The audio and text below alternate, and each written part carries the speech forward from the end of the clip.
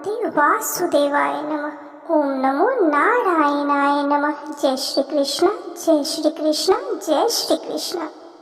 हिंदू पंचांग के अनुसार जब अमावस्या सोमवार तिथि को पड़ती है तो उसे सोमवती अमावस्या कहा जाता है।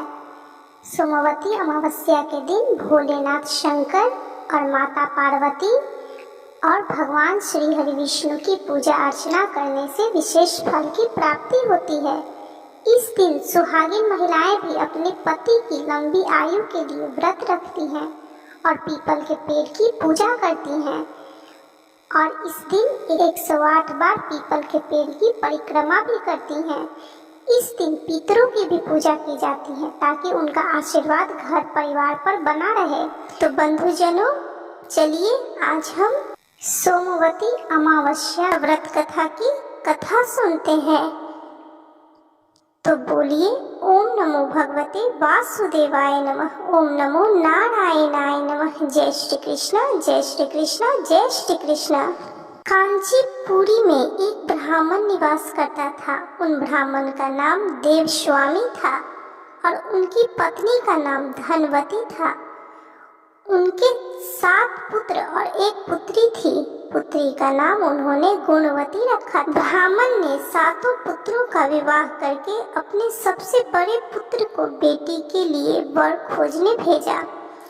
उस समय एक पंडित जी ने पुत्री गुणवती की जन्म कुंडली देखकर बताया कि सप्तपदी होते होते यह कन्या विधवा हो जाएगी। यह सुन ब्राह्मण ने पंडित जी से पूछा, पुत्री के इस वैधव्य दोष का निवारण कैसे होगा?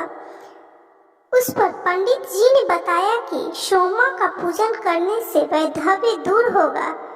पंडित जी ने सोमा के बारे में बताया कि वह एक धोबिन है। उसका निवास स्थान सिंहल द्वीप है। उन्हें पहले प्रसन्न करो और गुणवती के विवाह से पूर्व उन्हें यहाँ बुला लो। ब्राह्मण देवस्वामी का सबसे छोटा लड़का बहन को अपने साथ लेकर सिंहल द्वीप जाने के लिए सागर तट पर चला गया। सागर पार करने की चिंता में दोनों एक वृक्ष की छाया में बैठ गए। उस पेड़ पर एक घोंसले में गिद्ध का एक परिवार रहा करता था। उस समय घोंसले में सिर्फ गिद्ध के बच्चे थे। गिद्ध के बच्चे भाई बहन के क्रियाकलापों को देख रहे थे।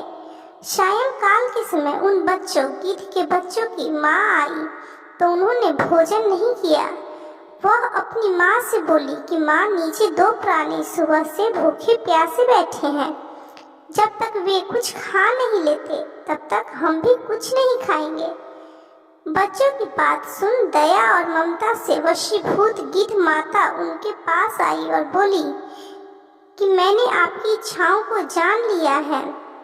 इस वन में जो भी फल फूल कंद मूल मिलेगा मैं ले आती हूँ। आप भोजन कर लीजिए। मैं प्रातःकाल आपको सागर पार कराकर सिंहल द्वीप की सीमा के पास पहुँचा दूंगी। और वे दोनों भाई बहन गिद्ध माता की सहायता से सोमा के यहाँ जा पहुँचे। वे नित्य प्रातः उठकर सोमा का घर झाड़ कर लीप देते थे। एक दिन सोमा ने अपनी बहुओं से पूछा कि हमारे घर कौन बुहारता है, कौन लीपता पोतता है? सास के पूछे जाने पर बहुओं ने कहा कि हमारे सिवाय और कौन बहार सकता है, इस काम को करने कौन आएगा? लेकिन सोमा को उनकी बातों पर विश्वास नहीं हुआ। एक दिन इस रहस्य को जानने के लिए वह सारी रात जागी और सब कुछ प्रत्यक्ष देखकर जान गई। इस दौरान सोमा का उन भाई बहन से वार्तालाप हुआ। भाई ने सोमा को बहन संबंधी सारी बात बता दी। सोमा ने दोनों भाई बहन की श्रम साधना और सेवा से प्रसन्न होकर उचित समय पर उनके घर पहुंचने का वचन देकर कन्या के वैधव्य दोष निवारण का आश्वासन दे दिया। मगर भाई ने उससे अपने साथ चलने का आग्रह किया। आग्रह करने पर सोमा उनके साथ चल दी।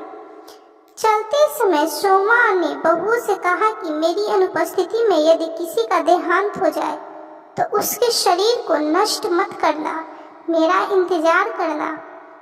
इसके बाद सोमा उन दोनों भाई बहन के साथ कांचीपुर पहुंच गई। जिसके दूसरे दिन ही गुणवती के विवाह का कार्यक्रम तय हो गया। सप्तपदी होते ही उसका पति मर गया।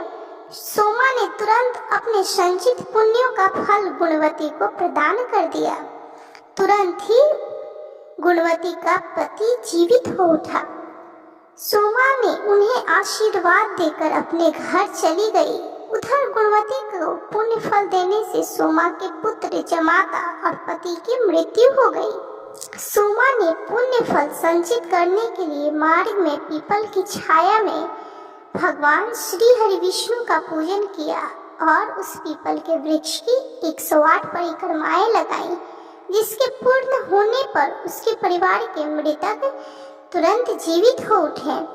जिस तरह भगवान श्री हरि विष्णु ने गुणवती के पति और सोमा धोबिन के पति पुत्र और जमाता की आयु लंबी की, उनके आशीर्वाद से उनका घर परिवार स्वस्थ हुआ, उसी तरह इस कथा को सुनने वाले, सुनाने वाले या जिसके द्वारा इस कथा का महत्व कोई और भी सुने, उसके घर परिवार को, उसके पुत्र को, उसके पति को, सभी की आयु लंबी करे और उसके घर को सुख शांति और समृद्धि प्रदान करें। तो बोलिए ओम नमो भगवते वासुदेवाय नमः, ओम नमो नारायणाय नमः। जय श्री कृष्णा, जय श्री कृष्णा, जय श्री कृष्णा। बंधुजनों, यह कथा आपको कैसी लगी कमेंट जरूर करें और यदि कथा अच्छी लगी हो तो कृपया लाइक कीजिए, शेयर कीजिए और चैनल को सब्सक्राइब करना बिल्कुल भी ना भूलें।